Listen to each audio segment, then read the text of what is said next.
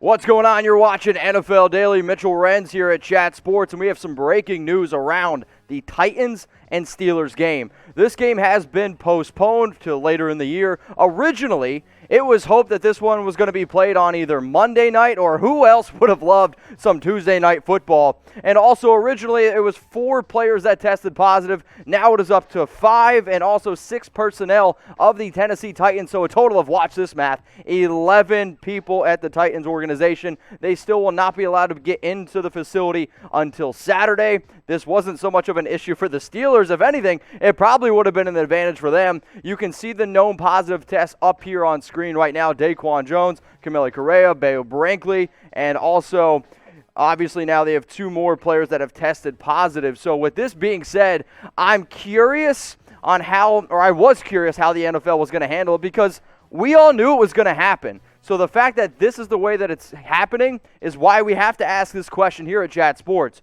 Should the NFL have postponed this game? Type Y for yes, or I want you to type your N for no. For me, I am all about keeping football rolling. It's not that they just canceled the season. It's just you're moving it back an extra week. So for me, I agree with it. I'm going to type my Y for yes. Now coming up here is yesterday's NFL news and rumors on NFL Daily. And also, shout out to my man Harrison Graham. He's about to join us.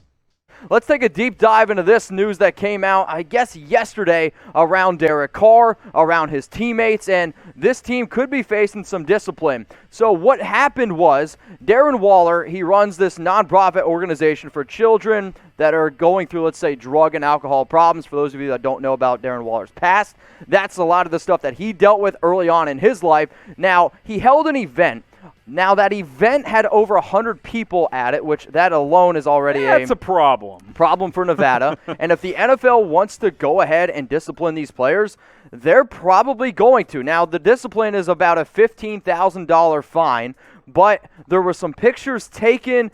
Overall, this is not the best look for the Las Vegas Raiders because they weren't wearing any masks, Harrison, and we've seen how much the NFL has done to make sure that, hey, you're taking this seriously. Yeah, we'll get to some of these players at the event in just a second. I just want to say this, though. Like, if you're an NFL player, correct, you know what's at stake this season. You can't be out in public with strangers without a mask. You know what the rules are. How many times have we heard from all these different NFL teams about what they do at road games? They stay in the hotel all day. Like these people, you don't leave. Like I do want to say, like the Darren Waller, it is a great organization. You just have to wear your mask, plain and simple. Yeah, that's all you have to do. You got to have a face mask. So here were some of the players at the event. Harrison, walk us through some of these names. Yeah, you got Zay Jones, Nevin Lawson, Foster Moreau. The tight end group was all there. Jason Witten was ready to go. Obviously, Darren Waller was hosting the event.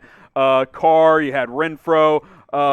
Derek Carr, Nathan Peterman, your boy, lots of Raiders players at this event, which is great. It's a good cause. I got no problem supporting a good cause. Correct. But A, if you're going to have 100 people somewhere, probably not the best look. And B, if you're going to, wear a face mask. You know what the deal is with the United States right now. So obviously you see in this next picture coming up here, you have Derek Carr. What happened was they auctioned off a $500 football. Derek threw it to the audience, and you can also see in the picture, I'm sorry that it's small, it was the best one that I could find, of Darren Waller. He has his mask underneath his chin.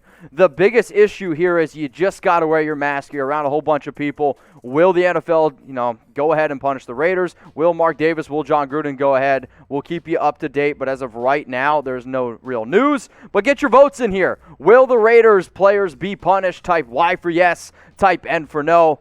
I am going to type my Y for yes. They're going to be fined. I'm a big believer that they're going to be fined. So let us know. Y for yes, N for no. Will the Raiders players be punished?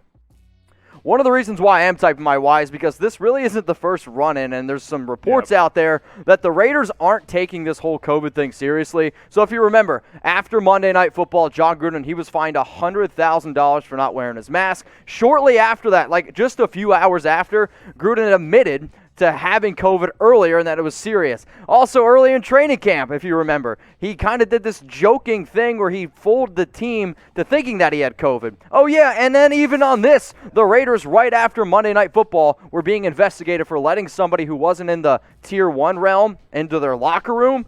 So the Raiders right now got a lot of bad news going on around COVID. I just wish they would get rid of it because I'll tell you what, it's a bad look. The bottom line is this, Harrison. Wear your mask. Where can they get one? Yeah, chatsports.com/stay safe. We got Raiders face coverings available as well, but we are filming this on NFL Daily for you Raiders fans watching on the Raiders Report. Tons are available at that link, chatsports.com/stay safe. The bottom line is, look, it's not your place to decide what the rules are. Correct. You are an employee if you are an NFL player, and if the rule is to wear a mask, whether you like it or not, you got to do it. Chatsports.com/stay safe. Tons of different face coverings available for all 32 NFL teams. Solo packs all the way up to 4-packs. Stay safe, be smart, do your part. Let's beat this stupid COVID-19 thing because I know Mitch and I are very, very tired of it. All right, let's get your votes in here. Type D for draft, type P for pass. Should the Jets go out and draft Trevor Lawrence if they get the number 1 overall pick? How do you stand on this? Because obviously they have Sam Darnold. I think you have to, and it's nothing against Darnold. And I've been a Darnold defender. Okay. You know that. Like, I've said quite a bit. People compare him to Rosen. He's not Rosen. Compare the numbers. He's been a lot better with equally as bad, if not worse, talent. Like, Darnold has shown good things. They just refuse to get him help. Yeah. So, I mean, I think you have to sell your fan base on hope, and that is Trevor Lawrence. So I think you have to take him if that happens. So you're saying D for draft. I'm actually going to agree and type D for draft, which goes into our next rumor here, and we already had a super chat earlier on the show. Should the Jets trade Sam Darnold to the Pittsburgh Steelers? CBS asked wide receiver JuJu Smith-Schuster this and basically presented him with the question, well, should the Jets draft Trevor Lawrence? He said yes. Then he also basically went on to say, hey, I would love to go back and playing with Sam Darnold, who I played with at USC. Harrison, read the quote here from JuJu. Yeah, I mean, well, first of all, this is the last time USC football was relevant, was with these two together.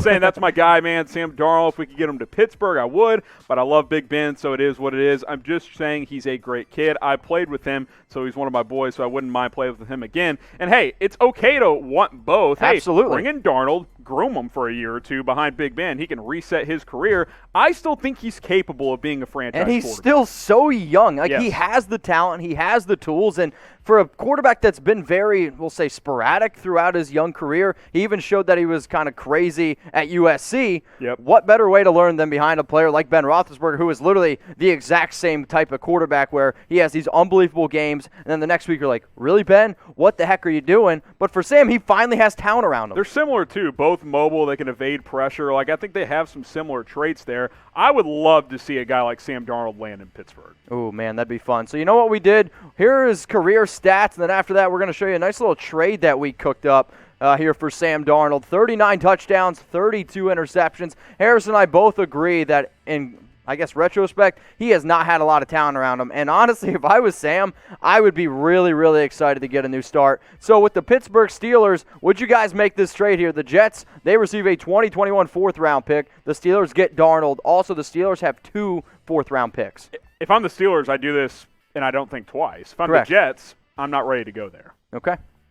All right, so here's the Steelers' quarterback depth chart, and I think it's safe to say that Sam Darnold is a big step over Mason Rudolph and over Dobbs, and it's no disrespect to them, but I mean, Ben Roethlisberger, he's not getting any younger.